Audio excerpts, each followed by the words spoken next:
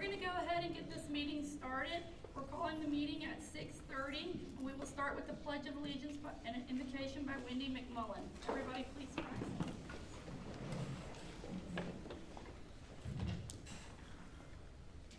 So please join me in the U.S. pledge. I pledge allegiance to the flag of the United States of America and to the republic for which it stands, one nation, under God, indivisible, with liberty and justice for all. And now for our Texas pledge. Honor the Texas flag. I pledge allegiance to thee, Texas, one state under God, one and indivisible. Now, if you'll please bow your head with me. Dear Heavenly Father, we thank you for the many blessings you have bestowed upon us, including the members of our school board who volunteer countless hours and talents to make important decisions for all of our stakeholders, and who always act in the best interest of our students. We ask that you provide healing and blessings to the families of Tom Green Elementary as they navigate through this unfortunate tragedy, and bless the young pre-K-er. Hold him in your arms and make the family comforted to know that he's in your care. We come to you today asking for your guidance, your wisdom, and your support as we begin this meeting. Help us to engage in meaningful discussion and strengthen our confidence in who you have made us to be. Set us free from criticism and allow us to grow closer as a group and nurture the bonds of community as we strive to work together efficiently. May we honor one another by keeping an open mind, and may we voice our truth and listen with an open heart. Bless this meeting tonight, all those present, as well as the lives of those we encounter afterward, and ready us to make important decisions to continue your work towards being an exceptional district. In Jesus' name we pray. Amen.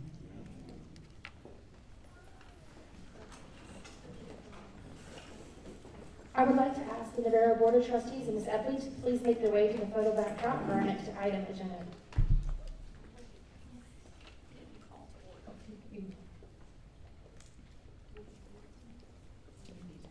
Yeah, we need to call to order on number 3.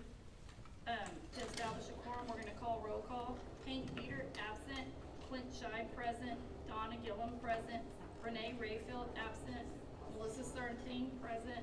Lacey Gosh, present. And Dan Reifart, present.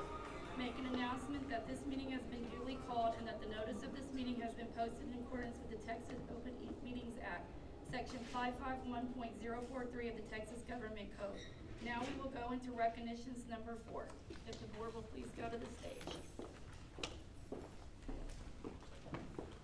Ladies and gentlemen, tonight we have the privilege of acknowledging the exceptional accomplishments of our Navarro men's basketball team.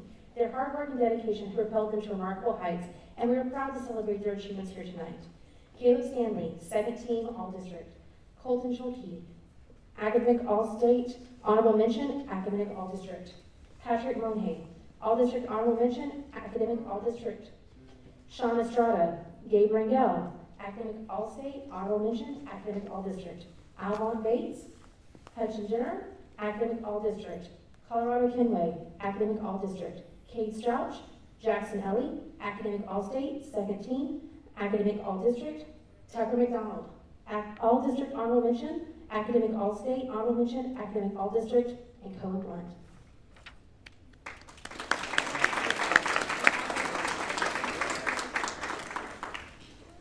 Next, we have the privilege of looking at the achievements of our Running Lady Panthers basketball team. Their dedication and perseverance have led them to an impressive third-place finish in the district and secured their position as by-district qualifiers. Let us take a moment to recognize their outstanding season and individual accomplishments. Sienna Kramer, first team All-District, San Antonio area All-Star basketball game. Her team won yesterday. Texas Girls Coaches Association Legacy All-Star team. Hadley Wilson, Honorable Mention, All-District. Callie Scott, Evie Scott, Sarah Failer, Honorable Mention, All-District. Izzy Geipel, Honorable Mention, All-District.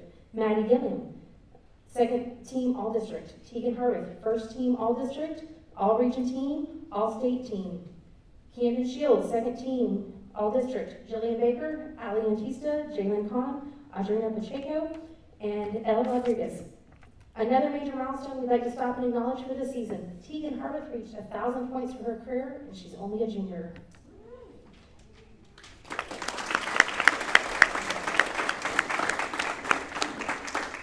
Next, we would like to recognize our outstanding achievements of our junior high and high school Region Science Fair participants. Their passion for science and commitment to excellence have shone brightly, representing our district with distinctions at the regional and state level.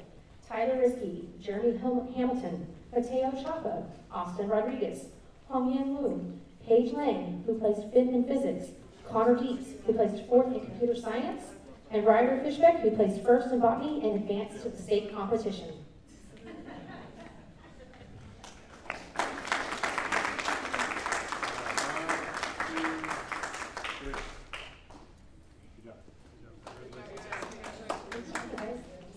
As we continue our celebration of student achievements, let's turn our attention to the incredible accomplishments of our junior high and high school dance teams. These talented dancers have captivated audience and impressed judges with their skills, creativity, and passion for the art of dance. Dazzlers, Harley Bodie, Taylor Brannon, Brooke Brown, Abigail Burt, Aleda Perez, Maya Robertson, Alessandra Scheffler, Hallie Wright, Stargazers, Taylin Caro, Mai Chow, Victoria Duckett, Kaylee Henley, Kaylee Marie Traeger, and Jocelyn Villanueva. For the Dazzlers, the officers won High Gold Contemporary, Platinum Hip Hop, Platinum Jazz, Grand Champion for both competitions, sweepstakes, Best in Category Contemporary and Hip Hop. The team was the winner of Lyrical Novelty and Prop, Grand Champions, Outstanding Presentation for Prop, and all solo and ensemble performers received a Division I rating. For the Stargazers, their team won Platinum Jazz, Division I Jazz, overall Division I champions, and all of the solo performers also received Division I ratings.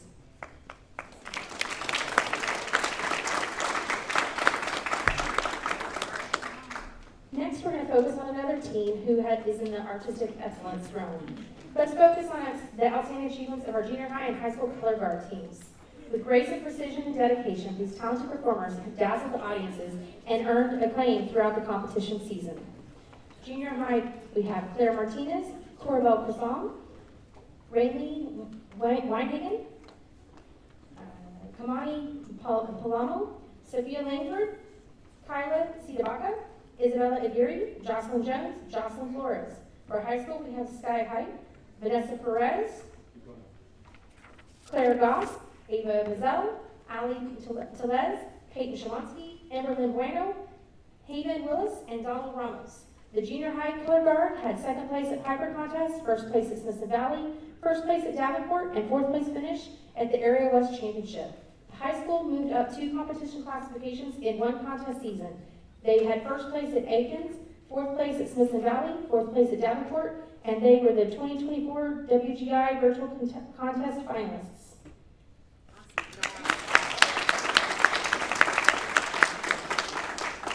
And last but definitely not least, we'd like to transition to a remarkable achievement of our visual arts students. I'm thrilled to share the success of our students who competed in the regional visual arts scholastic event known as BASE. On March 2nd, 4 Panthers showcased their talents, earning impressive ratings of 4 and bringing home well-deserved medals for their exceptional masterpieces. Peyton Jones, Hope Myers, Brianna Contreras, and Margaret Ann Coates. I'm delighted to announce that Margaret Ann was able to place high enough to be state-bound and represent Navarro High School with her sculpture titled Light as a Feather, Stiff as a Board. Thank you.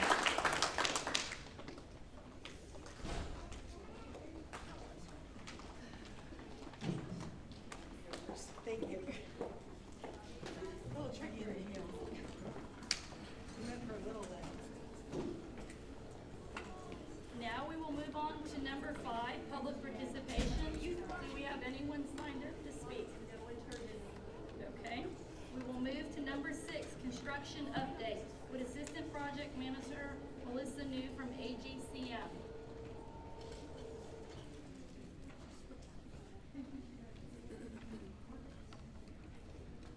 Good evening, everyone, members of the board and Ms. Supley. Here we go. Y'all can see the steel going up from the road every day you drive by. We had the crane arrive a few weeks ago. So I put the old picture back. Remember last month, we were so proud of our concrete pours. And this is where we're at now. We got probably 50% of the skeleton of part of the two-story. To the right there, they have additional steel to erect for the other portion of the two-story of the classroom of the new school. Area B is the admin wing. It's to the lower end here. The background there, we were to pour that late last week, had a little bit of rain, tried to clean it up for today, just couldn't do it with the rain we had over the weekend. So trying to hopefully get that later this week, which will be the entry portion of the new school, the health science classrooms, commons areas. This is going to be the food service. Of course, there'll be concrete and a lot more finishes by the time we get it open, but we got all the underground plumbing in, all the inspections complete, so it's a pretty impressive amount of pipes that are there in the kitchen area with drains and sinks and things of that nature. Going on, we haven't quite gotten any of the area F, which is your CTE or the practice gym. There's nothing there yet. We're trying to focus on phasing it around so we can just keep stacking the tray. The next guy comes in and we keep going. So the competition gym, I believe I kind of showed you this dig out. It's cleaned up a lot more on the top portion there. As of last Wednesday, they got the footings poured, and the first hole for the volleyball post has a bucket in it to hold its place. I'll have better pictures for you next month for sure. This is our future ag barn. It was excavated, built back up. That's the final base, so we're at subgrade for where the new ag barn will be. Link Road Drive, we've got 2/3 of it poured on saw cut.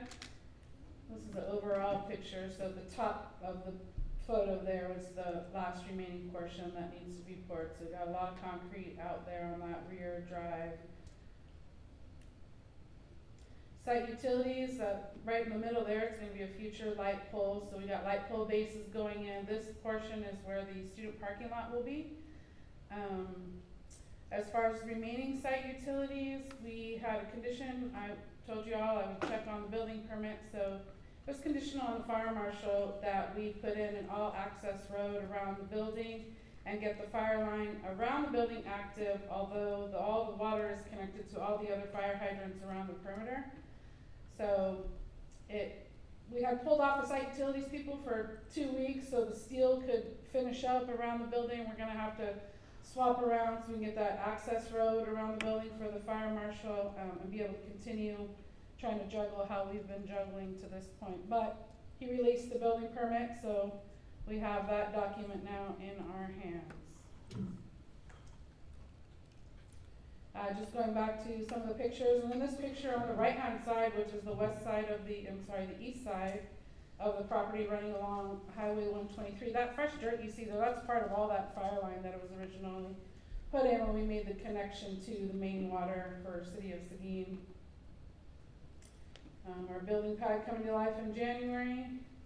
February, we have 2 pours for that 2-story portion, footings in the admin building, and all the rest of the rough cuts done. In the middle there, I think I showed you a closer picture of the future auditorium. Today I was out there walking around. They're starting to excavate and do all the stem walls and footings around the where the auditorium will be. So it's moving really well. We just need weather to cooperate. So here we are as of the week before last. The steel up. Right in the middle of the picture will be where our next concrete pour is. That's where your entry is and your commons area. You kind of see the indent to the upper left where the auditorium will be. But and then the access road we will utilize where the future, so the bus drive is there behind the building, if you will. Through the front here we'll have, the drop off and driveway. So the access road that the fire marshal is requiring will also be utilized later, covered with concrete pavement for all your other drives that are going to be on the site. So we're just going to get that work started sooner than later. So that's the update on the building permit. As far as the traffic signal, Kate Dawson has all the approvals through TxDOT. Claycomb is still waiting the approval from TxDOT on the status of the road widening, so Cody is to be following up on that.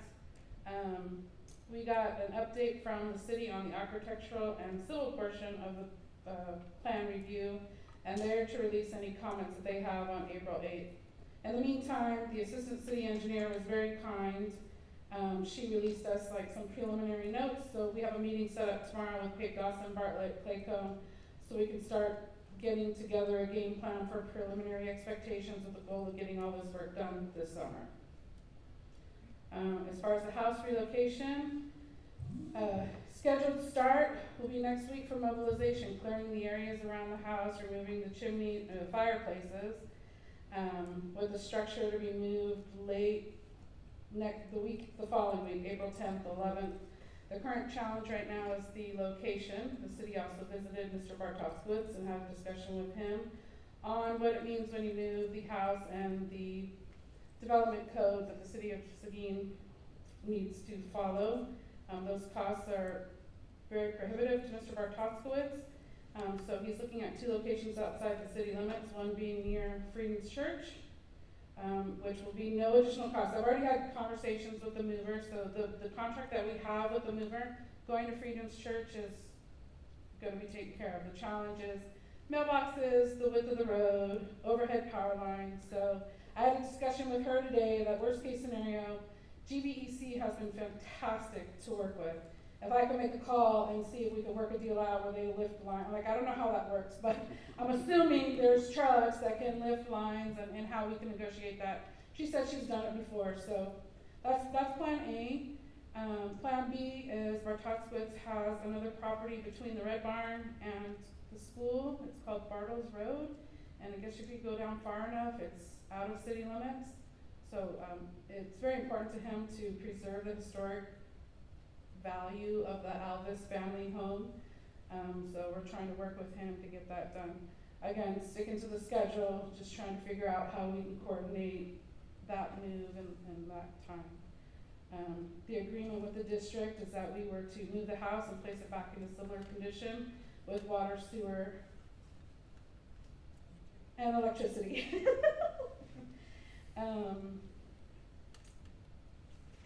As far as FF&E, we had a little brief discussion today, trying to figure out how we will seek vendors. So we'll continue that conversation that we can get a vendor that can help with the whole transition plan, looking over quantities of items, of what's moving, what needs to be new, what can't move, just trying to help us think through this whole process so we can get that going now, so when we're ready to do the move, we have that in order. Are there any questions? Anyone have any discussion, questions?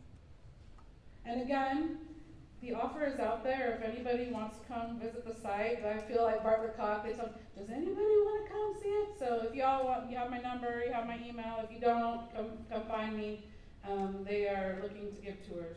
Are you working Friday? This Friday? Yes. Okay, I'm gonna get with you. Okay. Yep. Well, we appreciate it. Thank you for the update. Thank you. You're welcome. All right, moving to number 7, discussion information. Number 8, letter A, staggered start times.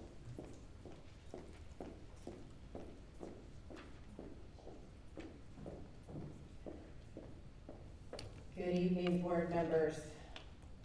So I've added staggered start time as part of our discussion item tonight, just to keep the board informed of the discussions we are having in relation to a need for additional drivers.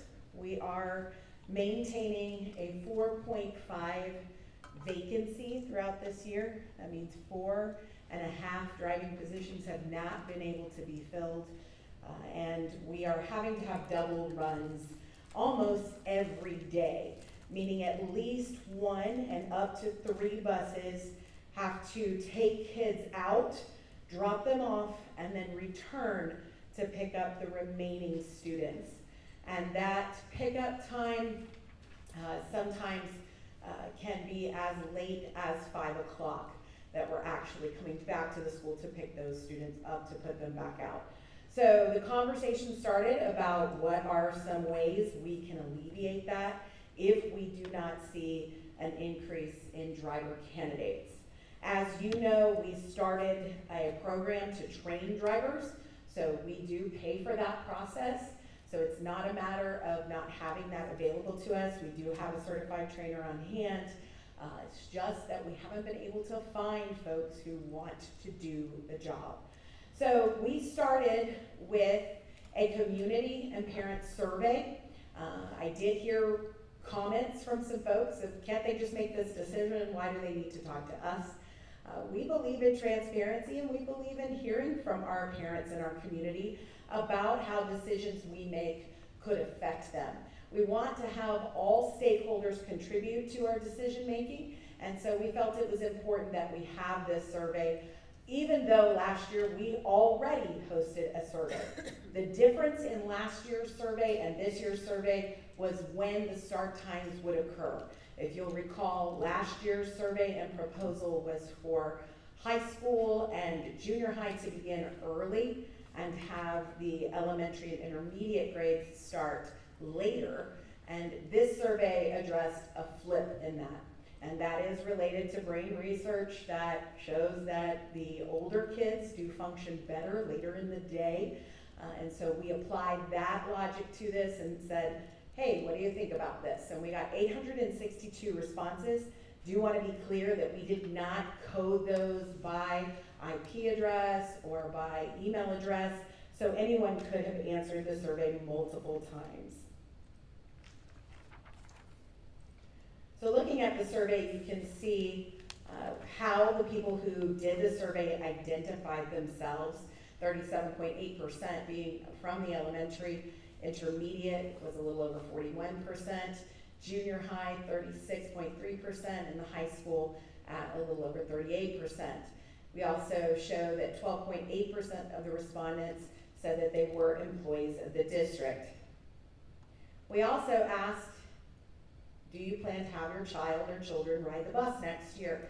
You can see here that 45.7% of the respondents said yes, they did, and 54.3% said no.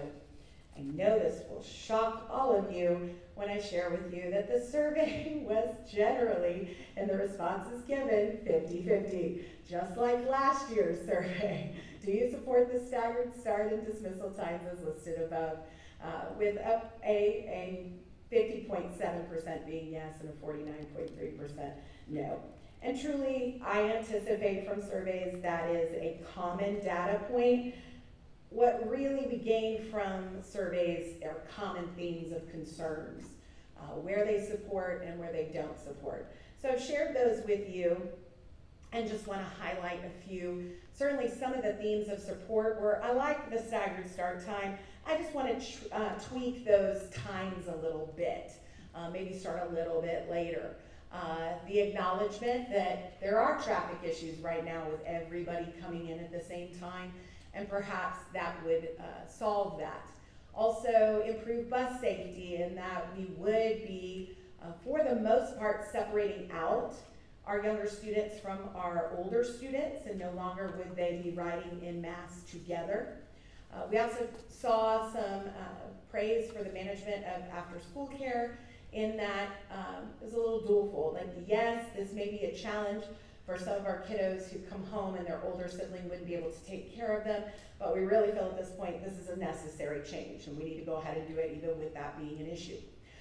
Better alignment with that child care need, with the timing of when kids would get out, and then improved academic outcomes, and that comes from that brain research about when kids are in school, how much they respond when it's a little bit later if they're an older student. So we had some common themes of concerns as well. Of course, concerns about high school and extracurricular, with starting the day later for those high school students when they have to leave school to go to their activity or event. They would potentially be missing more academic class time. They also talked about concerns with the traffic, meaning some folks felt like you were going to multiply the traffic problem because you'll drop off your child and then have to circle back around and wait until the next school opens, and so it would be clogged with lots of people waiting to then drop off for the second set of schools. You also saw some support for employee consideration in that if I have to come to work, but my child doesn't go to school till later, where is my child going? If I come later, but I need to drop earlier, now I have to be at work early, so there were some concerns about that. Also concerns about student absences. Some people felt like it would affect academics, again with them missing classes, or perhaps because it was earlier for some of the younger children, they would just not come to school. And then challenges for the working parents to try to align those start and end times closer to when parents need them to align with their work schedules. And then increase after school care costs, meaning if my child gets out, I am aware that there is Panther Club for them to be a part of, but that would mean I would need to pay for that care so that then they would be released once their older siblings left.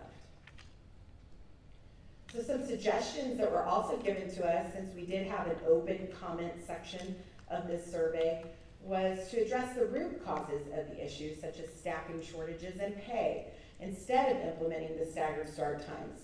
I did want to communicate with everyone that our pay is quite competitive at $19.49 as a starting rate. In our surrounding school districts, Comal, Salado, Bandera, Cameron, New Braunfels, Seguin, and Taylor all pay less than we do.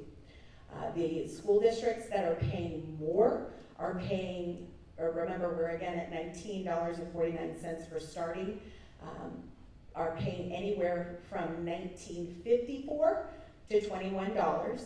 That would be Johnson City, San Marcos, Gonzales, Nixon, Smiley, and Blanco. I do want to comment that all of those folks who pay more are still lacking drivers. In the case of San Marcos, they are down 12 drivers. So the extra pay has not meant that they haven't seen vacancies. Also, our new director, who is very cognizant of how this affects our staff, is coming from another district, Dripping Springs, that raised their pay to $30 an hour. They also currently have vacancies. So most districts have convened together and talked about it, and we have consistently found that raising the pay does not alleviate the issue of staffing when it comes to transportation. I do want to point out that although we start at $19.49, our average pay is $21.54.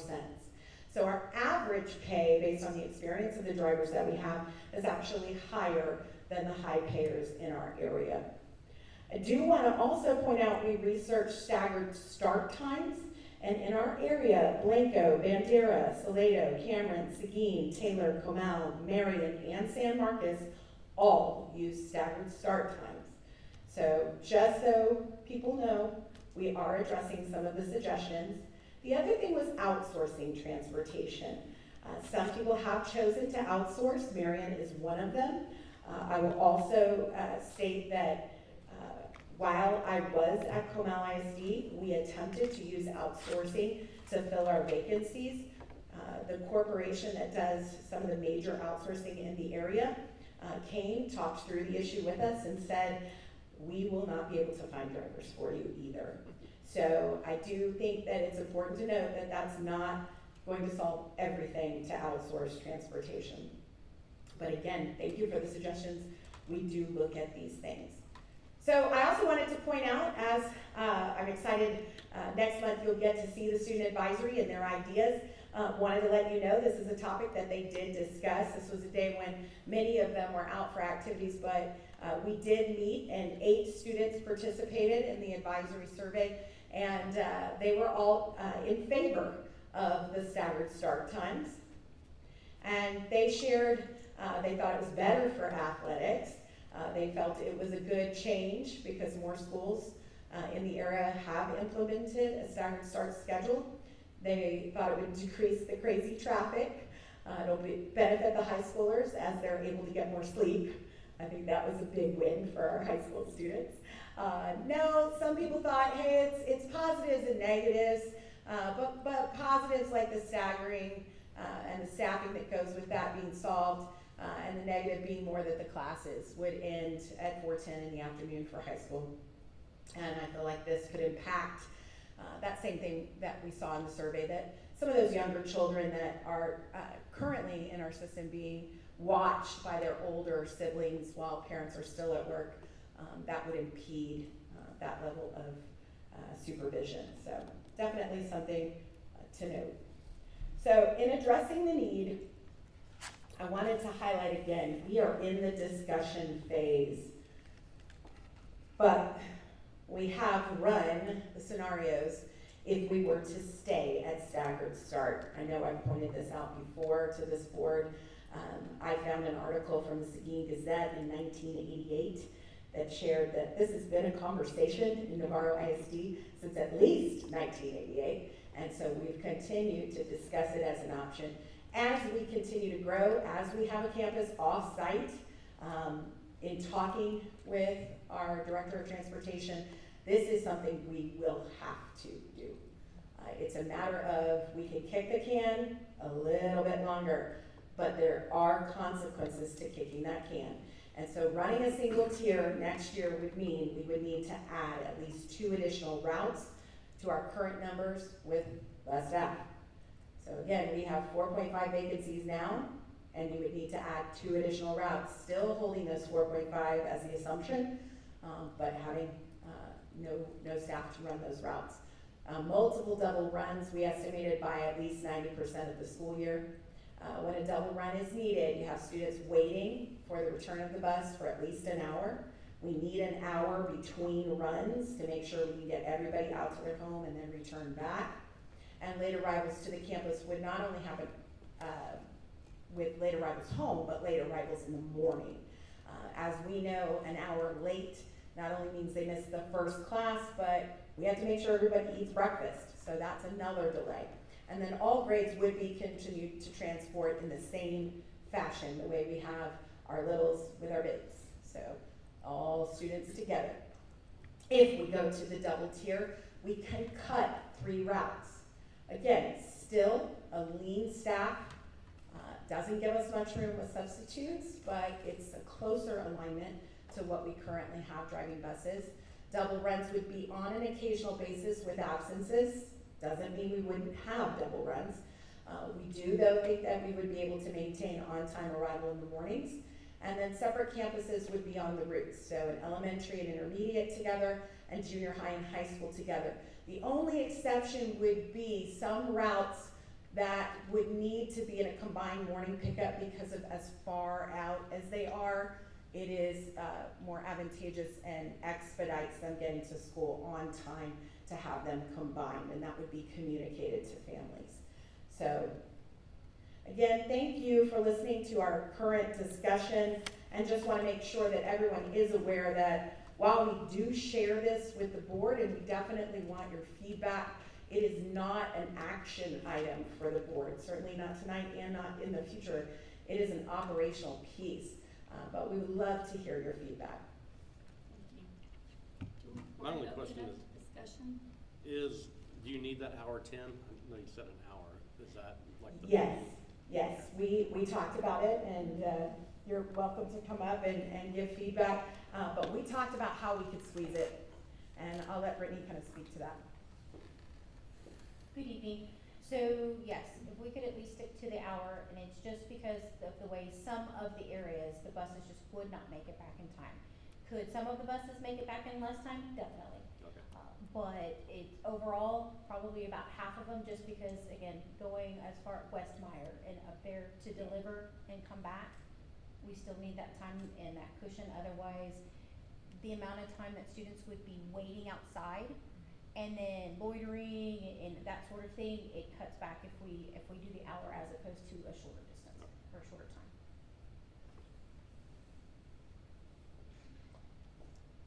I'll go ahead and, I heard from a lot of people, and I have a high school student, and the biggest complaint is about all the extracurriculars and all the time that they're gonna lose outside of the classroom.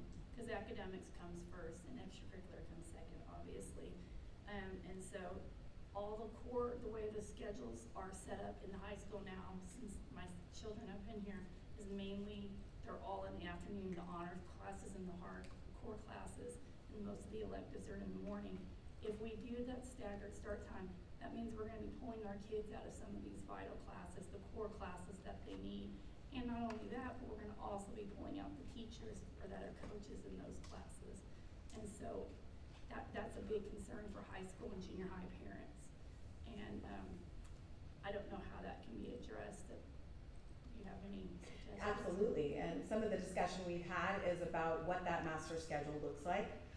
Also being prepared going forward, what that master schedule will look like as we move the high school to the new facility. So we have discussed what that looks like. Mr. Scarborough is out. He's supposed to join us a little bit later if he can. But he did meet with all the department heads, and overwhelmingly they were actually in support. They did voice, obviously, this may mean that there's more time out of the classroom. I think some of the discussions we've had is that predominantly the students that are missing to be a part of extracurriculars are well aware of the demands of being out to do your extracurricular. And they are some of our most dedicated students about finding time to have tutorials, meeting if they are struggling in class. But we do know that because of our size, the amount of teacher positions that are also coaches means that when the students are out for that activity, some of our English teachers are out as coaches, some of our science teachers, some of our math teachers, some of our social studies teachers are also out, and how that impacts students is part of this ongoing discussion. It is extremely common that the older kids would be the second start of a staggered start system. But we have been very mindful of what that looks like. I don't think, though, as we talk through it, that we've seen the teachers as fearful as they have been in the past about how it will impact student achievement. I think some of the questions really are about programs as a whole. You know, I had an email from a teacher today about, you know, FFA has been out a whole lot this year, like more than normal, and talking through what that does and educating about the experiences of being involved in these programs are, but how do we maximize our time while they're with us? And yes, when predominantly extracurriculars have been scheduled in the morning, that has led to your instructional classes being in the afternoon. So when they have to be released at 1:30 or 2 o'clock to head out and travel to go compete, you are losing that instructional time. So I think some of our next steps have been looking at that master schedule to see what flexibility do we have to balance out classes a little bit more. Students will miss instruction. That's part of extracurricular. But how are we making sure that they're also not missing tutoring time, that we haven't made their day exclusively the extracurriculars they're a part of? Just for clarification, because I heard it at the end, so for the kids that are further out that you said you wouldn't be able to do it, so that means that the secondary kids would arrive to school an entire hour before any activities happen on the campus, and then the elementary children would have to wait around a whole hour after while we wait for the high school and the junior high to get out? Is that? It was morning only. Only morning, okay. Only morning, because it would be kind of a combination. The plan would be like a short and a long. So one of the really short runs that's 20 minutes roughly, and then is able to come back. Then they would then pick up that longer run off of Bermansdorf or something like that for that secondary piece. However, in the morning, that's probably going to be a little bit harder to do. It just always is in the morning. So sometimes we typically have fewer ride in the afternoon than we do in the morning, correct? Negative. It's the other way around? It is Okay. the other way around. Yeah. And I would say part of the ongoing discussion has been, as it was last year with the younger students going later, what would be the supervision of younger students arriving early? The same conversation has been happening for, obviously we would encourage the older students, you know, if mom and dad are dropping off the younger student, ride the bus. Then you come in, mom and dad can go off, do work, whatever they need to do. The idea of you coming back around to drop your kids off is not ideal, I understand that. But we've also talked about building in a tutoring time so that if a student was dropped off, what's available as kind of a 0 hour before school actually starts. Now that does require staff to be here, and that's been the challenge. Staff is not as interested in taking that struggle of will we find someone and will it be quality time? Because yes, we can hire an hourly employee to be there, but is that just a study hall versus true tutoring and really meaningful time while the students are waiting for the school day to start? The question I have is related more to the intermediate and elementary, but knowing the staggered time would be the kids would be here, the elementary would be out earlier, after school care would probably increase exponentially, in my opinion, from what I can see. Has anybody talked to after school care to see if they have the space or the staff or? And that's the next discussion, Okay. was we wanted to get the feedback here. If we had overwhelmingly do not do this, we weren't going to even go down that road. But I do think that it's a discussion that has to happen. Our T-class grant is ending, so our paid after-school care ends as far as us being able to have our own staff man that. So it goes back to that Panther Club. Right. And I think that's a big discussion for that piece, and then us growing with just more students. But also as the community grows, are we making partnerships with those after-school care pieces, those daycare pieces that come and pick those kids up and then take them to their facility? And so yes, if this is what we ultimately go with, now that we have some feedback, we're going to that next level of having the conversations with those providers and saying, are you equipped to do this? Are you going to continue with after-school care? Because if it's not there, that's equally a burden on the folks in our community. So it's a major point for us to be concerned about. Is there any discussion, I guess, in terms of, because you said the T-class grant is ending, obviously that was the funding source for that, but in terms of the program and its effectiveness for the district, any discussions in terms of just trying to even continue that, just from a local standpoint? I mean, I know budgets are what budgets are, but is that something that has been even kind of thought about, or are we just totally looking at outside care and just paying an outside entity? We're looking at outside care right now. My experience with building our own system is that while it's small, it's manageable. While you have the funds to pay people, and frankly, we don't have the funds to maintain the level of pay that the T-class was providing. But as it grows, there's no difference between school and after school. We don't have the luxury of saying there's more demands with this particular student, we need to do toileting with this student, so we won't allow them to stay after school, anything like that. All students have to be welcome, and so that means you have to have the staff to support all students. And so I've just seen in after school care that the demand just continues to grow, whether it's feeding them, whether it's supporting them with all of their particular educational, behavioral needs, social needs. I'm not sure it's something we would be able to sustain with local funds at this time. But yes, the discussion has happened. Ms. McMullen and I have talked about what would it look like to run our own program. So that's definitely on the table. And as we talk with the other folks, if they're not able to support, it's something we will have to look at as well. Anyone else have any comments? I just appreciate all of the discussion with the community, with the staff, with everybody having a chance to have their voice heard in this, because we've been talking about it a long time. Absolutely. And I will tell you that when we move off site, I do think it is inevitable. It's going to have to. Yeah. It's inevitable no matter what. Right. It's gonna happen. And that has been part of the discussion, is do we just wait until we're off site, or do we try this and make it a trial period where we worked out the kinks before we literally are having to take kids off of Lincoln 123, and then certainly in future builds that will work on the issue. We are continuing to recruit, I will tell you that, and we do have a new driver that has passed his training. So Well, he has his permit. well, hey, that is one step closer. And believe me, we celebrate those things around here when you have access to a new driver. So we are continuing that pursuit of staff as well. So thank you. Thank you. We're gonna move on to discussion B, LASSO Strong Foundation Grant Presentation.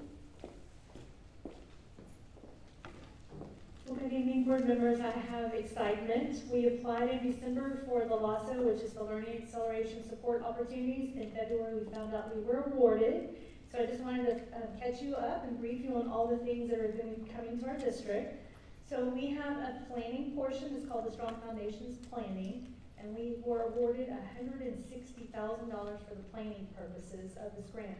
So with that $160,000, we work with Region 20 as our service provider. 50% has to be designated to Region 20. They're actually going to be coming to our campuses, working hand in hand with our teachers and training them on these high quality instructional materials. Now we've been piloting this through T-class with 3rd, 4th, and 5th grade.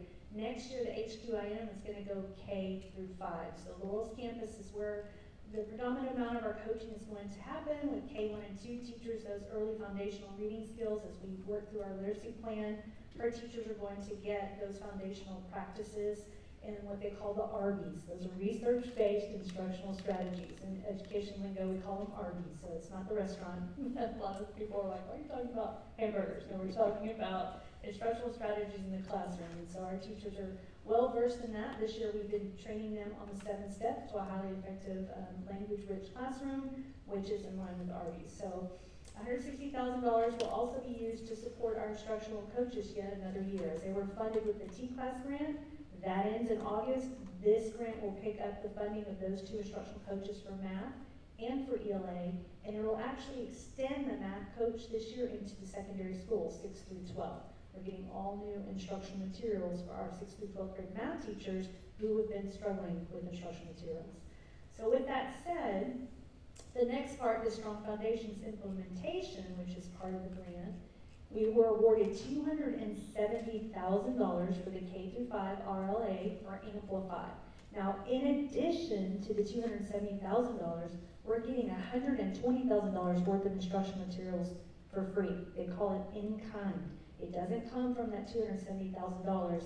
The state, the education agency, pays for these instructional materials because it's their suggested and vetted instructional materials, so they provide them to us. We already have them 6th through 8th grade, and now we'll get a replenishment for K through 5. And our teachers are really very versed in these already in 3rd, 4th, and 5th grade. I'm super excited to see as we build the capacity of K2 what our progress is going to look like, because preliminarily our data that we're seeing in the RLA classrooms for the teachers that are using this product, their data is climbing. It's pretty exciting.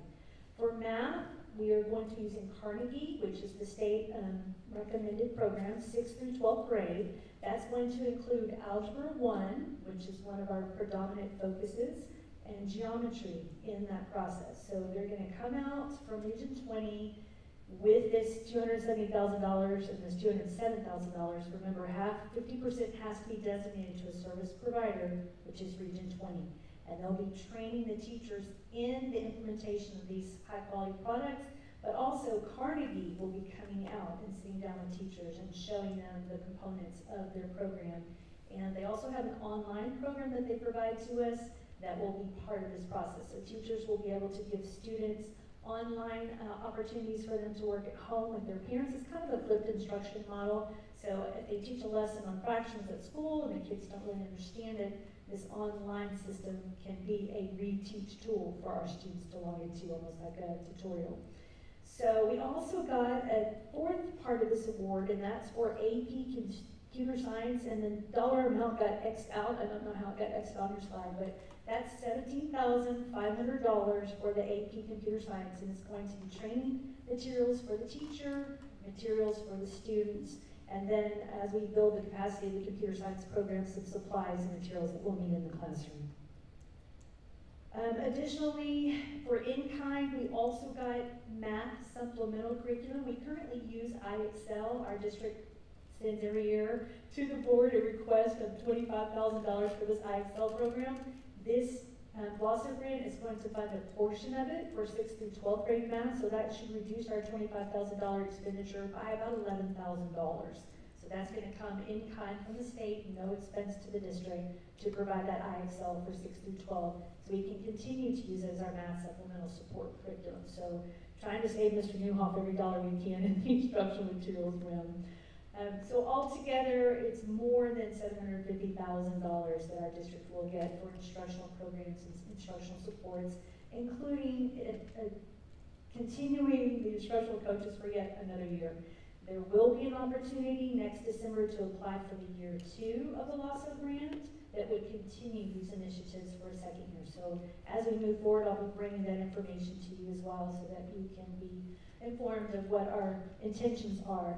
Grant money is plentiful right now. I am looking, as Mrs. Eppley was saying, we are looking at other opportunities to support our programs. We've talked a lot about communities in school. We've talked a lot about after-school programs. There are funds out there, but it's going to be researching them. I don't mind doing the writing. That's one of the things I enjoy doing, is sitting and writing the grant and getting all the verbiage together that they require. But we've been very fortunate to get these grants. The LASSO grant was, many districts did not receive the award, so they're like, what did you write? And I said, well, we just wrote what our need was, and we need the support, and that's exactly what we're going to get from Region 20. So I'm super excited about the next steps. We're already in training. Our instructional coaches and our academic services team are already meeting with Region 20 and designing a plan. We have some teacher leaders that we've asked to join us, some teachers who've been using the products who really want to dive in deep and be supports on their campuses for their fellow teachers. So we've asked some teachers at intermediate to do that. We've asked some teachers at junior high and in high school, and I'm so excited that the math teachers are willing to jump in. There are those that are dragging their feet anytime you move their cheese and you change a curriculum product. They do have their opinions about things that they use, but our data shows us that we really need to bring in some new things to boost our algebra. And I'm super excited. You know, there's a House bill that passed this last year that says that students in 5th grade who score in the 40th percentile on the STAR assessment have to automatically be enrolled in advanced mathematics. That's a new Senate bill that came out, 21-24. So if you look at the number of 5th graders who are at the 40th percentile in 5th grade STAR math, that's about 100 5th graders that will be in advanced math. So if you're in advanced math in 6th grade, we've got to have a high quality product, which Carnegie is. So there'll be an advanced math in 6th grade. They learn all of 7th grade, so they're going to be taking different assessments than their grade level STAR. So by the time they get to 8th grade, those 100 students should be in algebra. So our algebra numbers in high school should be smaller moving forward. More kids to geometry, more kids to algebra 2, more kids to pre-calculus, more kids to calculus, to those college level classes. That's where we want to push. So the LASSO grant is helping us in that area for mathematics. And then with RLA, it's giving us that vertical alignment. We're working on our literacy plan, updating it. It's now in its 5-year term, so we're working on updating it moving forward. And the Amplified products will be at the core of that. We'll have it K through 8. And then when we get to the EOCs, they'll have writing intensive skills that they've learned. That's the one criticism we've had in the past, is there's not enough writing going on. So we're infusing writing into all content, not just in ELA classes, but science classes, math classes, social studies classes are doing an extensive amount of writing to prepare our students better for the constructed responses that are a huge percentage of their passing score. So strong foundations planning is where we are now, working with Region 20, talking about our next steps with the planning. Again, looking at RBs, you'll see this language. That was research-based instructional strategies, training our teachers on what those look like. Then we'll be doing walkthroughs in the classroom, not to write up critiques of what's going on, but to assist the teachers with the RBs. If they say, I don't really understand what this looks like, we'll do a lot of modeling, a lot of coaching, co-teaching. That's one of the things I'm super excited about, is we have a lot of new teachers. We're recruiting new teachers every day, and we want them to feel confident in the classroom. And we feel like with a product that is reliable and is known to bring strong instruction with coaching, we should be very successful. So that's our strong foundations planning. And then we are required to develop a timeline of implementation. So we're training our teachers starting in April. April the 15th is their first official day to learn about the products, and that is going to happen on our professional development day. And then as we move into the summer months, teachers can sign up for individual training sessions, one-on-one. Teachers can sign up for grade level sessions. It really is going to be tailor-made to their summer interests. Some teachers want to come right away in June. Some teachers are like, no, I don't want to see you until August. So we'll make accommodations for that based on what they're interested in. But we are going to be empowering teacher leaders. That's one of the aspects of this program, is making teachers be the teachers of teachers instead of just the instructional coaches and the academic services team. So we're developing our roadmap, and it has multiple steps. We're going to be doing some data reviews and some diagnostics on how the instructional materials are working, what the implementation looks like. We're also going to be looking at what product supports we need as an ongoing process. It's not going to be a one and done. With many things, like when you adopt new textbooks, the textbook company is super excited in the beginning. Hey, you bought my product, here I am, here's what you got, and then you don't see them again. That is not what this is about. This is ongoing, routine. We're required to meet twice a month with them. We can do it even more depending on the needs of our team and our teachers. So very excited about our LASA grant. Again, we have two parts, planning and then implementation. You know, those award amounts are pretty exciting, and opportunity to apply for them again for the year 2. So these are just some of the things I talked about. We have our learning walks that are super helpful. This is where we get teachers with us and we go to other classrooms.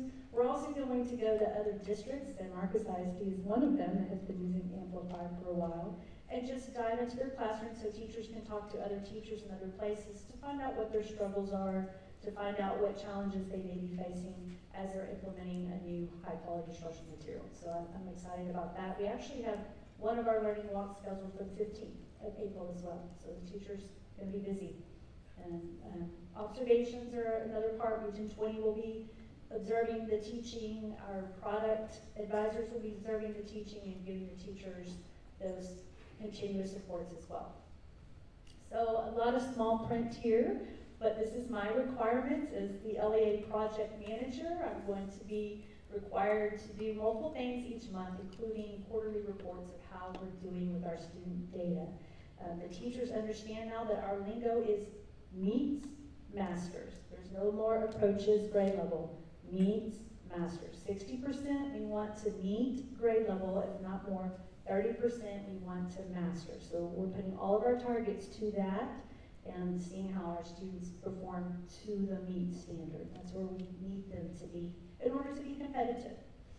So AP Computer Science Principals, Mr. Bellevue is our teacher that is AP certified. He's the one that will be working with Region 20 on the implementation of the new curriculum for AP Computer Science. And again, the grant will pay for all the materials and all the training. So very excited about that.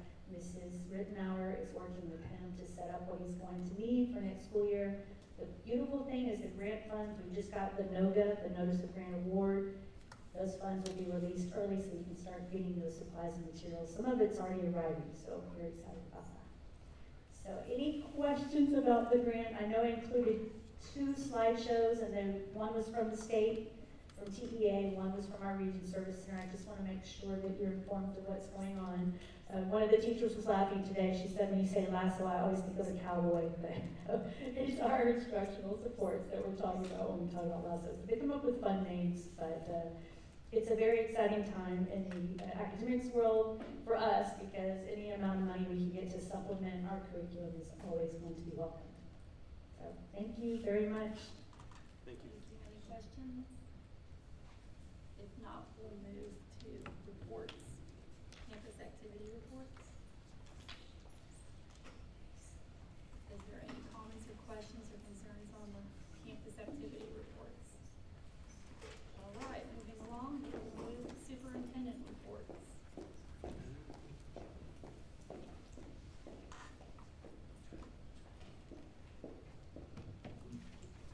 My first report, as always, is on enrollment, and I did want to highlight that typically speaking in a school year, you hit your peak demographic enrollment in the February-March month, and it appears that we have, moving back from February to the March numbers I gave you on the 8th, that was a growth of 18 students at the elementary, 11 at the intermediate, 8 at the junior high, and a reduction of 21, remembering that we do have students who graduate at the high school, but also due to failure to attend are removed.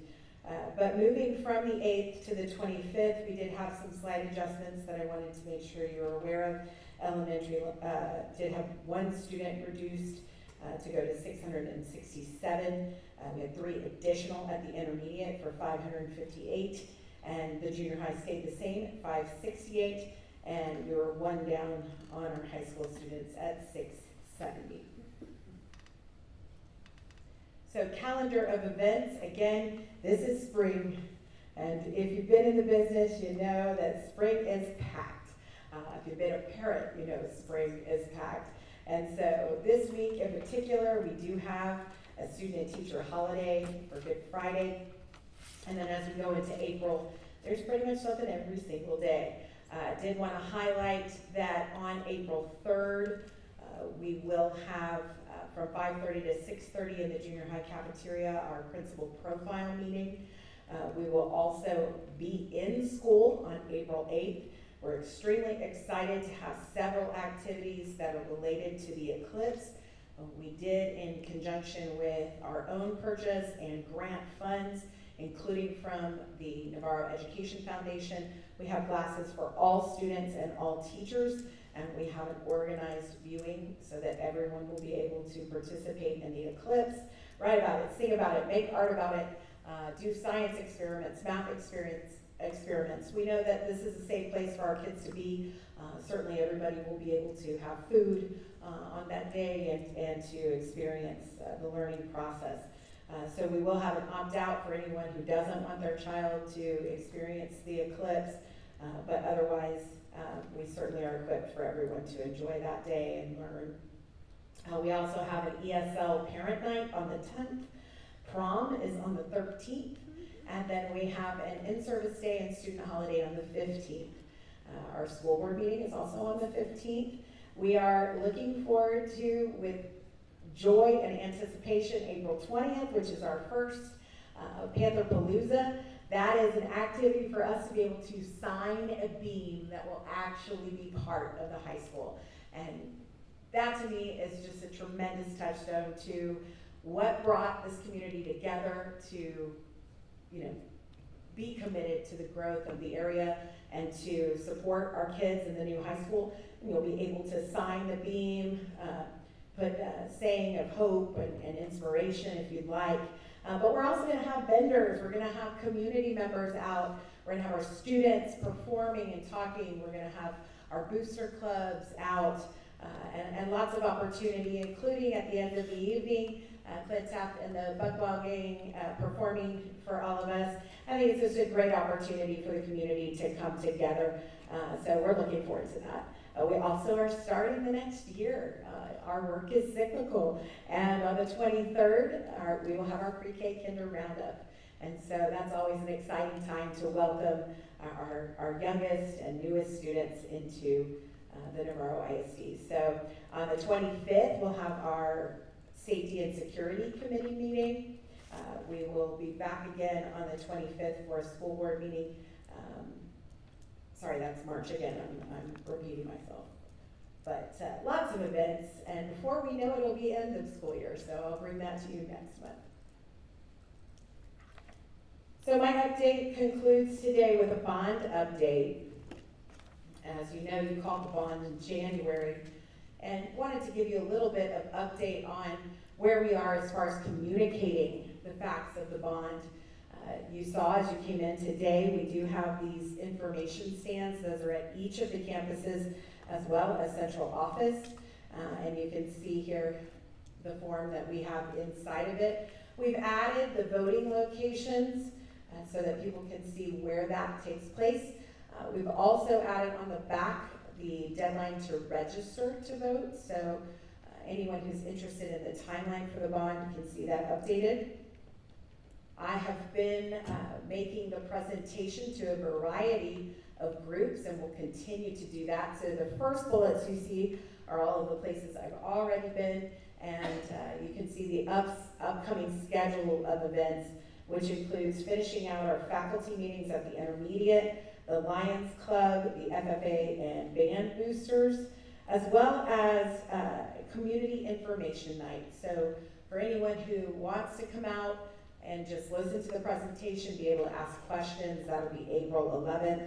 Also, we'll be making the rounds at Panther Palooza to talk to anybody who has questions about the bond. And then, again, excited about the class of 1949 to 1986 reunion event. And we'll be out there talking about the bond as well.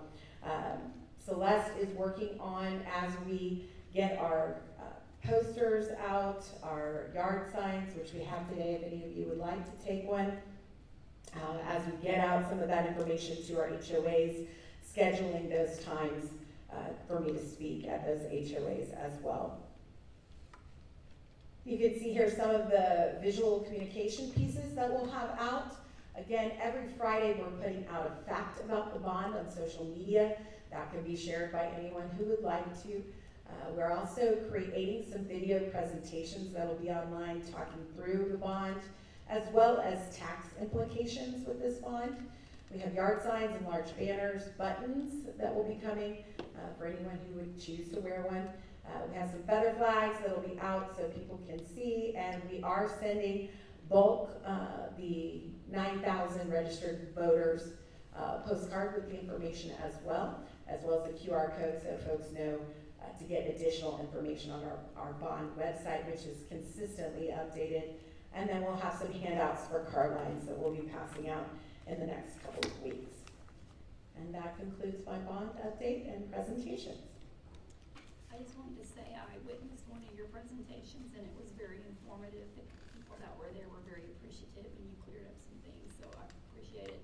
If you have a chance to go to one of those, it would be beneficial for everyone to hear that. Thank you. Thank you. And we do want to encourage anyone who has questions, do not hesitate to give me a call. We are about informing you at this point, and so if you hear information that you're not sure is true, please do not hesitate to give me a call. We'll happily share the facts with you. We're going to move on to C, Compensation Task Force recommendations.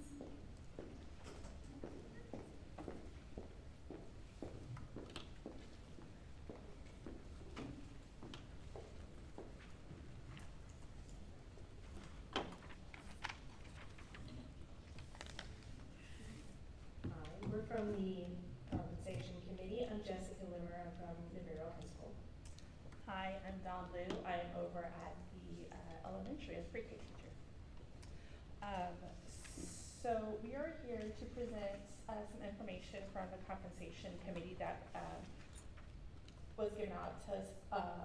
Paul has graciously come forward and has really informed all of us on how things will work for the district, and it was really very informative, and thank you very much for that. But some of the things that we discussed, because we did meet 5 times since October, so he explained how the district is funded through the state and through the local taxes and the limitations that it presents. We also discussed salaries, benefits, like health and other insurances, times off and stipends for employees. We also reviewed the salaries and the health insurance benefits that compared to local and nearby districts as well. Then we also were presented with the idea of adjusting salaries for certain non-professional staff through the comparable compensations, because we learned that more hourly employees were getting paid a little bit lesser than some of the other districts, and then some areas were just right in line. So based on those meetings and the discussions that we had with each other, we came up with a couple of options, about 8 of them, and then as a collaborative group, we narrowed it down to a few different options, and Ms. Langworth's here to present those. Alright, so I'm an English teacher, so this is a little out of my normal depth, but bear with me. One of the first things that that I have on my sheet here, we talked about there's different ways to kind of make people feel appreciated financially without necessarily just being paid. So one of the things that we did this year that we wanted to continue on into next year, if possible, was having the district contribute a little bit more to The health insurance compensation, right now the district contributes $280 or 72% of the $388 premium for the employee only. That's been a nice break for people like me who buy the insurance and don't have any dependents on it. So we were hoping for maybe an increase of $20 a month, which would be a total cost of $50,640.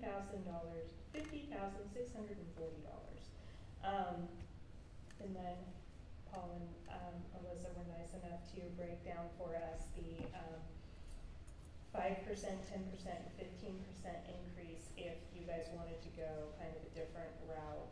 There's some kind of wiggle room in there, but a lot of us use the insurance, so that would be really helpful and nice if that's something possible.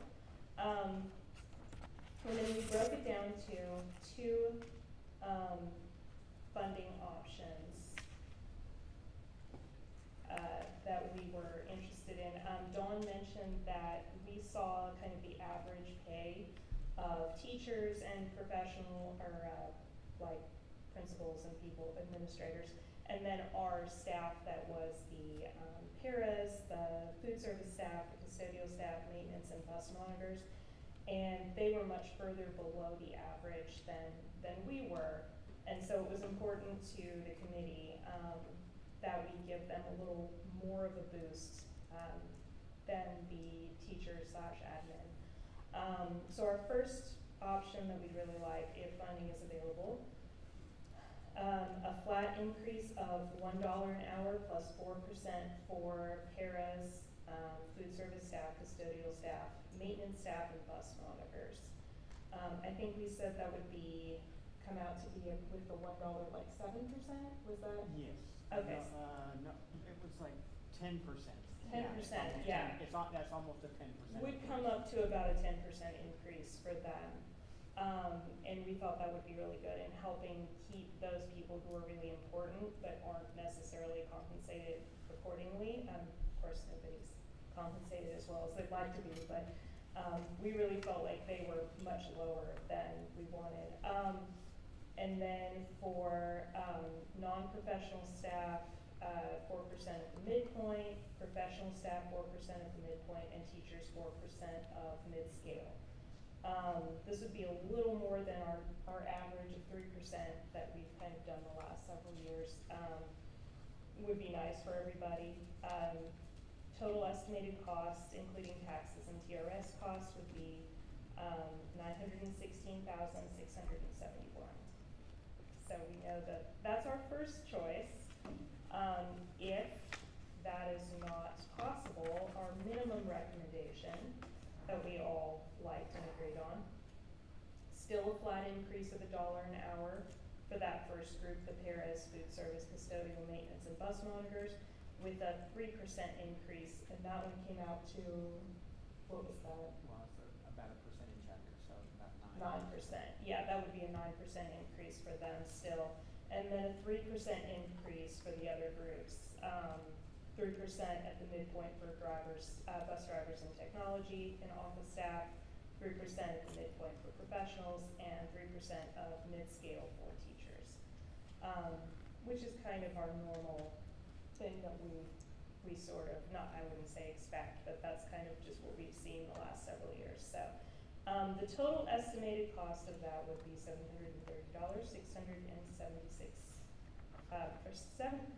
sorry, I told you I'm an English teacher. $730,000, $730,630. So you see it, yeah, nonsense. Anyway, so we thought maybe providing you guys with some options. You know, we would love to do the larger amount, but you know, priority was to help those groups that are further from the middle, and of course we also want to keep everybody else happy too. So, any questions? I would just like to say how much I thank you guys for the participation. This is the first time that we've ever had a compensation task force. We had quite a few employees from all different levels who came and participated and attended several meetings to to not only learn about what compensation is and can be, but learn about what the, average is in the area, how you estimate that, and make those choices, and how we know where we fit on the scale as far as the average compensation for that particular position in the area. So they were eager to learn. Certainly we saw people kind of breaking the stereotypes of what they thought compensation was about. And so I just, again, thank you for the time with that, and thank you for the consideration of specifics, with employee groups. There was something I forgot. The TASB study that Yes. you guys were talking about for stipends. Ah, That was one thing that as a high school teacher, and I think some of the other groups were saying as well, we have a lot of stipends that can help people make a little extra money, but sometimes we're not really sure why some are more than others, and exactly what these people are doing for the stipends. And so we had gotten a list of kind of like what different groups pay, and it was really kind of interesting. So we were talking about maybe funding. a stipend study would cost approximately $2,200 from TASB. Yeah, and so a lot of people I've talked to at the high school were really kind of interested in that, and just like it would be nice to have an outside group come in and just sort of audit the whole thing, and make sure that we're paying people fairly, and not underpaying, or paying for not a whole lot of work. So anyway, we were kind of encouraged by that. So Yeah, and I love that you guys were able to learn about that, and that our goal is 90% of market value, and that some things were over market value, where some things are under, which is what you recognized in some of these positions that you asked for the additional dollar. So I think I was very excited to see you guys kick it off in that inaugural group, and I think it's a great practice for us to continue. So thank you for your time, as well as everybody else. And I'll turn it over for any questions for you guys. Yes, the district does do a salary study with TASB and a stipend study. We usually alternate. Does anyone remember the last one? We have, as long as I've been here, there's never been a stipend study. We have done salary studies. We did a salary study pretty soon after I got here. I'm looking at Alicia that. And it might have been 5 years ago. And we have not done a stipend-specific salary study. Okay. Because I remember the tennis and some of the other sports were way off. The and so- athletics do kind of get grouped into the regular salary study. They're talking about our groups, mentor teachers, committees, UIL, those things. We have not done a salary study on those specific tasks inside of here. So TASB does provide a wizard every year. Superintendent goes in along with their HR staff, and we're asked to put in what stipends we offer, what is it, so they put a wizard together, so you can actually pull it up and see, based on who's actually turned in the salary information, turned in stipend information, kind of a range of what it is offered in your area. So you can base it off of that, but this would be a very specific study to us and what the duties are that we're asking people, and then of course they would make that comparison to the market in this area and see how far we are from market value. I will tell you that with stipends, it varies just based on what you're asking people to do, but also the demand for that right fit, right? And how school districts have maneuvered that right fit over time. You'll see variance, but the transparency of someone looking at that, I always think is a good idea. I just had a question. So I understand the flat rate for the hour. Is the 3% based on a midpoint scale like the other ones, or will the 3% or the 4%, whichever one, will be other actual? It'll be at 3% of the midpoint. Okay, so that one is also of the midpoint. They'll go up $1. And then we'll do off the And midpoint. 3% on top of that change.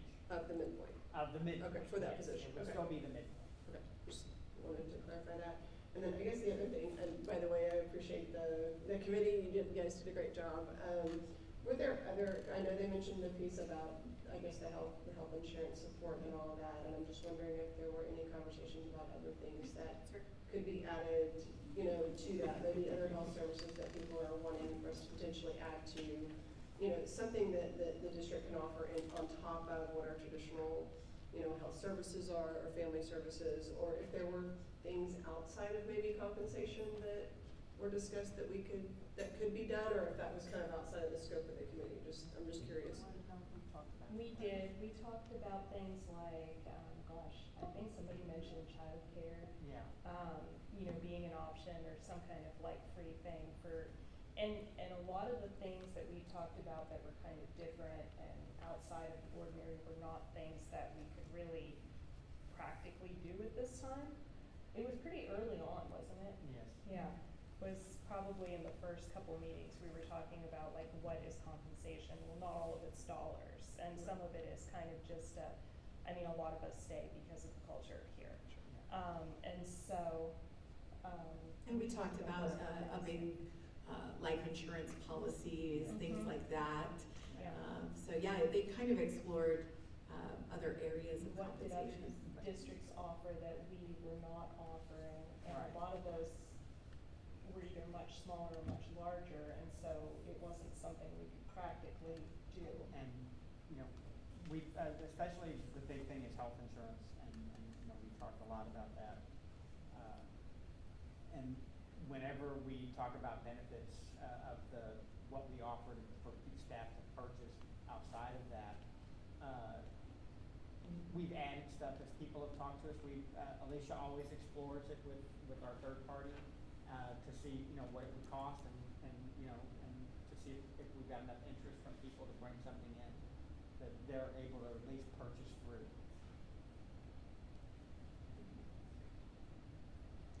I will say, for the board's knowledge, I have already explored with other superintendents what they're looking at.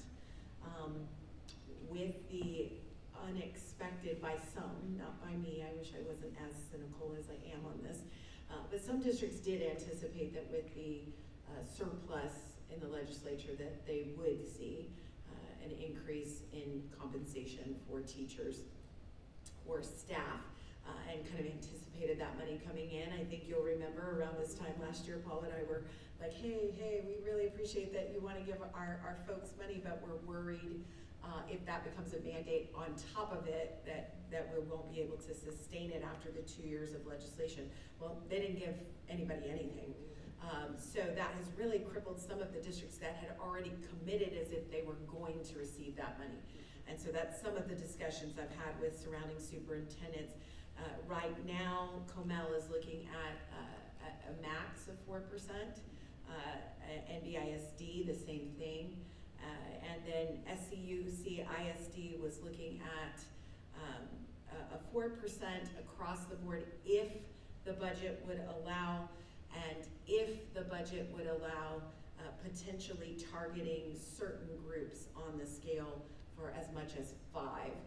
But again, that would be contingent on budget. So we like to be competitive. Certainly we know that our folks are fantastic, and they are drawn to look at where compensation will be better. But I do appreciate Ms. Limmer focusing on the fact that a lot of folks stay because of the culture here. And I think the more that we can maintain that culture, the more we'll keep our staff happy here. Thank you, ladies. We're gonna move on to D, district financial reports. Any questions? Okay. Moving on to E, collaborative vision quarterly report.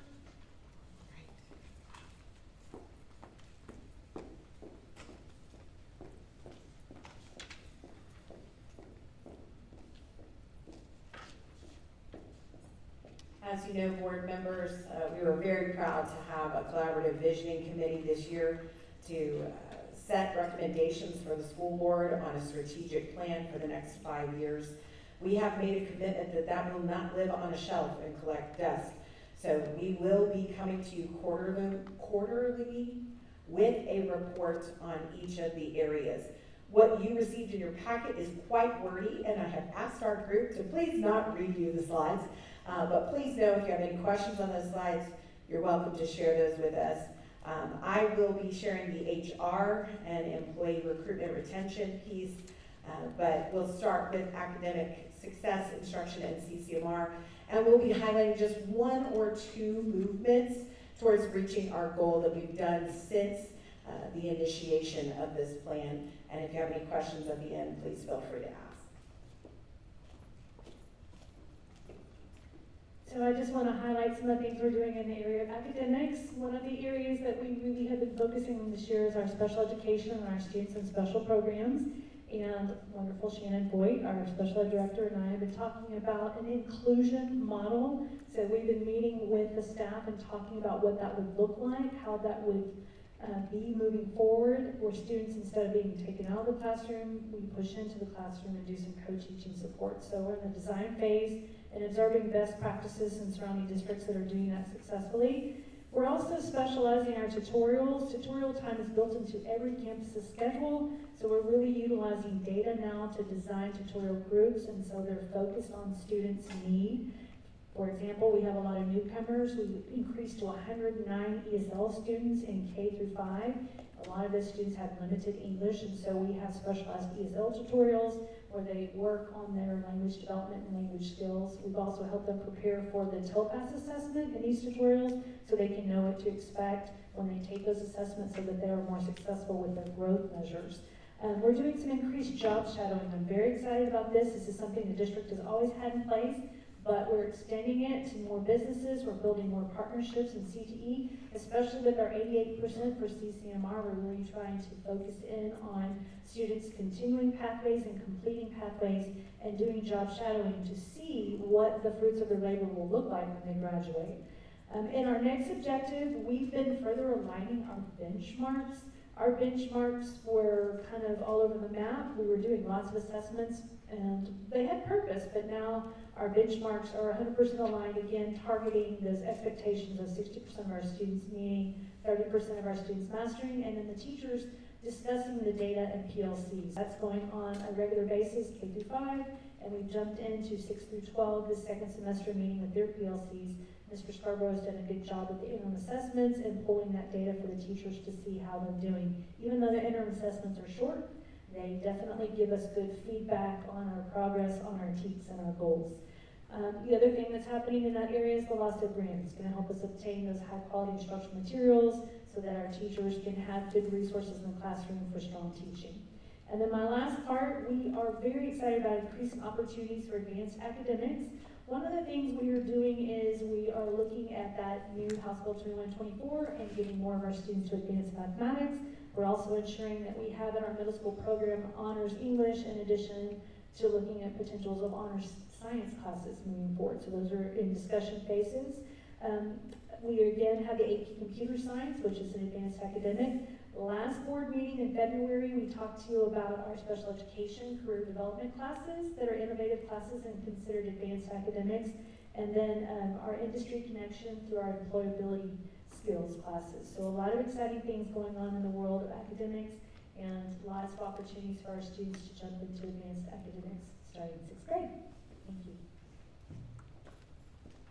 Right, our next portion is for the employment piece.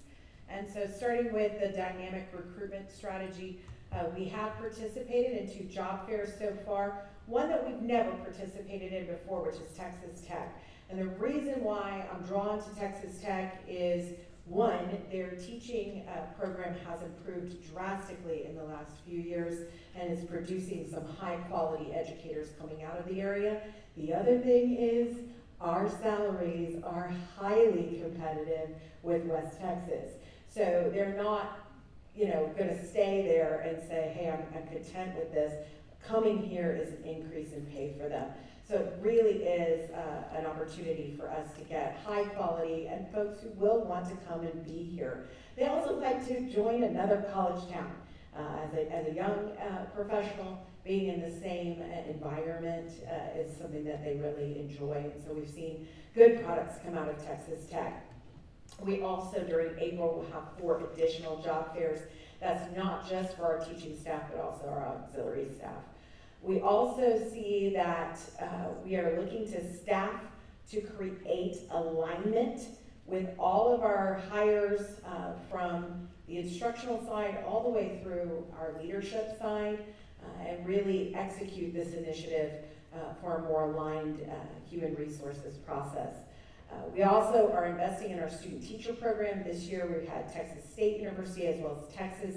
We look to expand that program, and then we're building on our Grow Your Own program to get applicants that will go through the certification process, perhaps paraprofessionals that want to become teachers, and certainly starting with our students, seeing it as a viable career. And those who get the certification coming out of our student program will have a letter that guarantees them an interview with Navarro ISD so that they can come back and hopefully be a candidate for us. We're also just breaking the mold. The time is very different now. Used to be able to post a kindergarten position and have 200 applicants. Now, I'm not saying all of them were quality, but 200 applicants. Now, you might have 2, and you sure hope that both of them are quality. So we are cold calling. If we have a great candidate that we know teaches well somewhere, we're talking to them about Navarro ISD. Last week, I have a fantastic candidate. She's an excellent educator. I said, why don't you just come and do a tour with me? I just want to show you. I don't have a position for you yet, but I want you to get excited about what the possibilities are here at Navarro ISD. And so I took her on a tour. So we're breaking that mold of just waiting for a job fair or waiting till somebody applies, because that waiting means we lose out for our kids. So that cadence and that energy to go find great people to be part of our team is something that we're looking at. The other thing the committee really wanted to focus on was the exit interview process, which we currently have.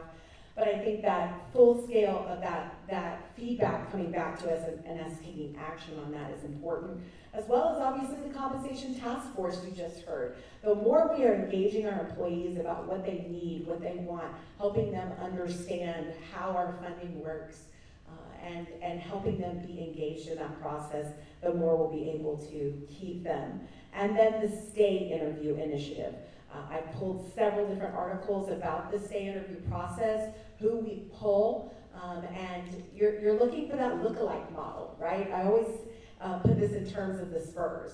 When you know Duncan's retiring, you look for another Duncan, right?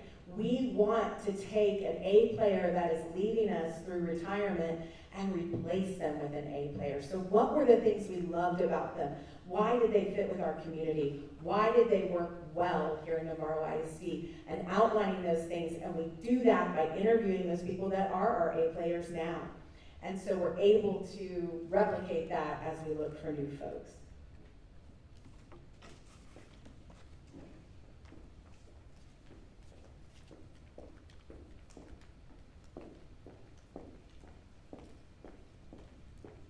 Good evening. I got the privilege of working with the Parent and Community Engagement Committee.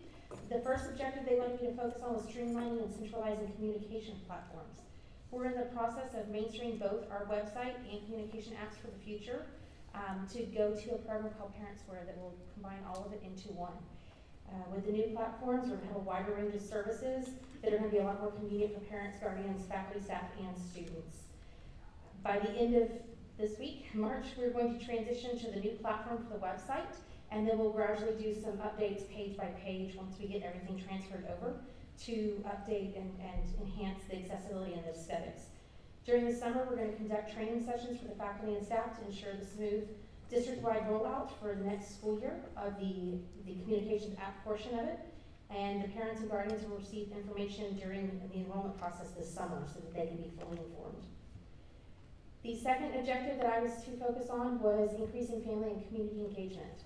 We've expanded the number of committees for parents, guardians, and students and committee members, community members, to now include long-range facilities master planning, superintendent student advisory, collaborative vision, compensation task force, and we're adding community-wide events, including Pantherpalooza that will be April 20th. We've also ramped up our press release distribution, and we're not only releasing now to just the 2 local, we are also sending to New Braunfels and some San Marcos to try to broaden the range.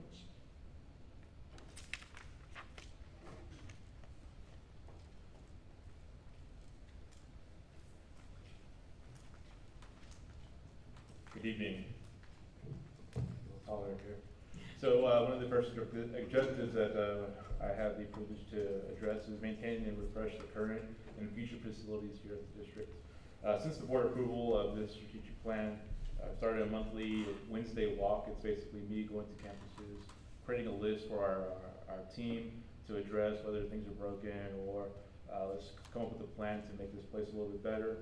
We've also started a preventive maintenance plan. We've always had one in the past, you know, filters, gutters, just random and regular preventive maintenance, but now we have a scheduled one of every 15th of the month, and our team goes out to each campus to look at plumbing fixtures, leaks, and different facility needs.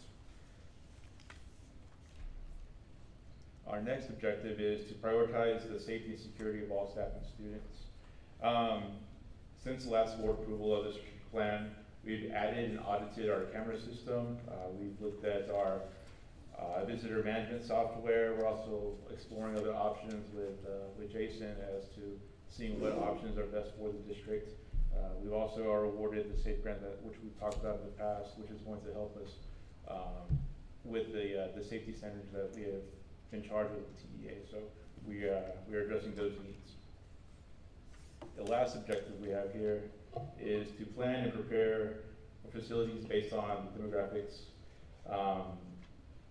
One of those pieces that we're doing here, or that you have all done, is the school board has reviewed the long-range master planning committee recommendations, and it's called a bond to address growth, facilities, athletic needs of the district. Something else that we're doing internally within the district is, if you've seen before, we've just added some portables to address the growth that we're seeing. So that's one of the other items that we're doing.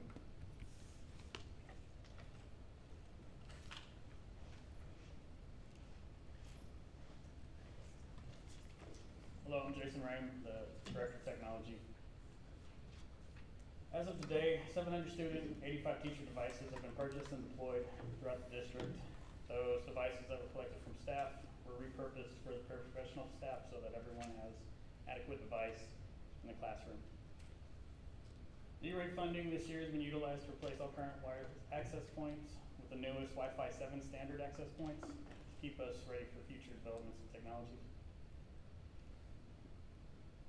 Working with the academics department, we started standardizing the software in classrooms with a new approval process that incorporates both departments to ensure the functionality and accessibility of programs being purchased and deployed.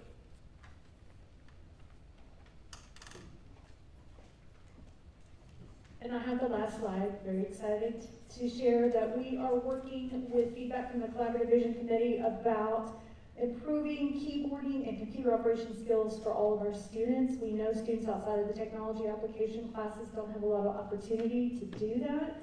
So we need to dial down to our teachers, and we revamped our technology integration matrix. We did observations and walkthroughs on all campuses to observe the teacher integration skills that they have.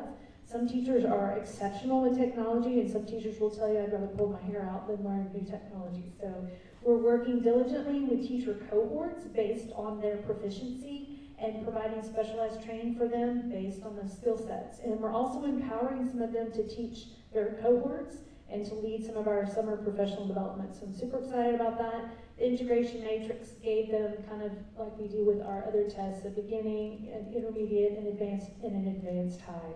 So we do have a lot of teachers in the advanced high category. I'm pretty excited about that.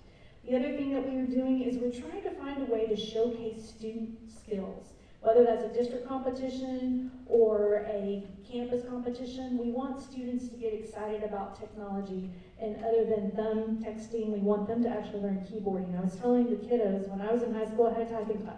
A, S, S, S, S. They don't do that any longer. Now they hunt and peck pretty well, actually. But we want to come up with clever tutorials or some types of opportunities during the school day for students to practice operation skills with technology and then to showcase the progress that they've been making, hopefully.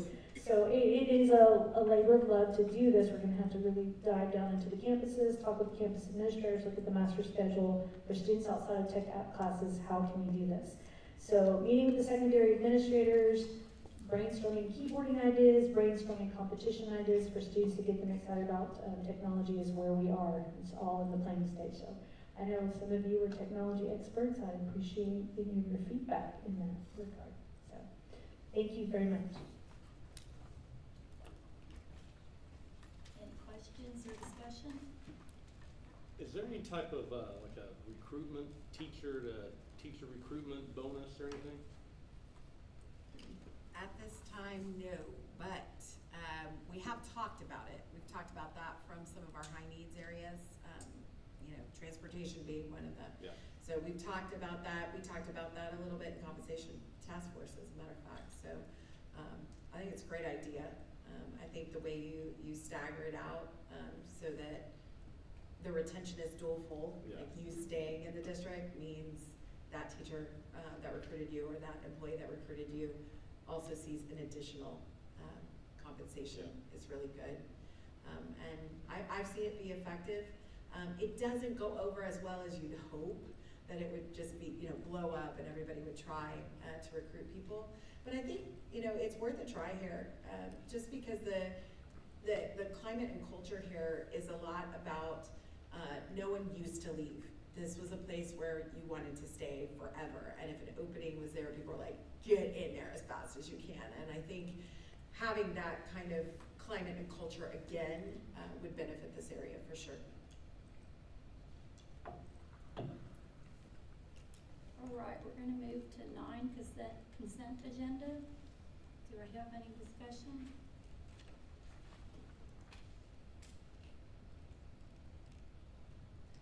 Do I hear a motion? I make a motion that we approve the consent agenda as presented. And second. Motion was made to approve the consent agenda as presented by Clint Scheid and seconded by Lacey Gosh. All those in favor to approve the consent agenda as presented? All those opposed? The motion passes 5-0. We are moving on to 10. There are no action items, so we will go into closed session pursuant to the Texas Government.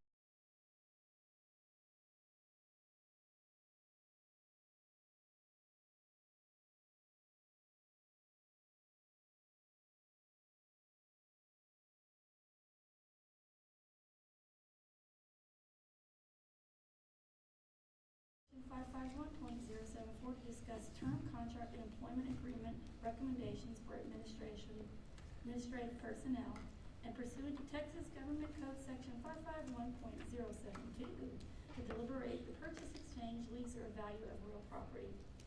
Open session is now closed at 8:12, and we will move to closed session.